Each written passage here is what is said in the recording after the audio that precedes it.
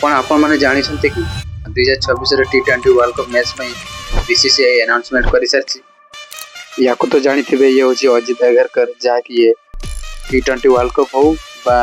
Asia world cup हो यही कैप्टेनसी select करती जहाँकि किसी सीनियर प्लेयर नहांती जहाँकि इम्पोर्टेंट प्लेयर हार्दिक पांड्या सूर्य कुमार यादव वो हिसाब से हार्दिक पांड्या को कैप्टेनसी रखा कथा कैप्टेनसी तो छाड़ा तो टीम इंडिया रे ही रखी ना आई टीम रे कैप्टेनसी अच्छा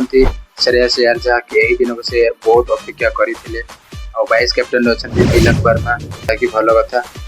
बैटिंग रे अच्छा अभिषेक शर्मा 18 वर्षर प्लेयर वैभव सूर्यवंशी जहाँकि बीसीसीआई या भी खेलाउछंती जहाँकि मत ठीक लगुना तापर Ishan Kishan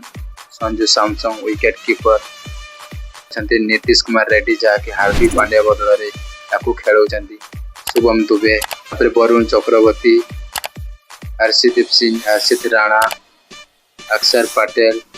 Washington Sundar Mohammed Siraj prince Yadav Ravi Bishnoi India team पर यही मान को सिलेक्ट करा जाए कि जहाँकि यही थर 2026 यही मैंने खेली आओ देखा आम प्लेयर जहाँकि हार्दिक पांड्या बहुत बड़ा प्लेयर ताकू खेल दरकार था कि तो खेल तो टीम इंडिया ही रखा जाए ना तो कौन कर देखिए बीसीसीआई कौन निष्पत्ति नहीं तो कमेंट निश्चय जहाँ भी लिखु आपन मतामत कौन जय जगन्नाथ।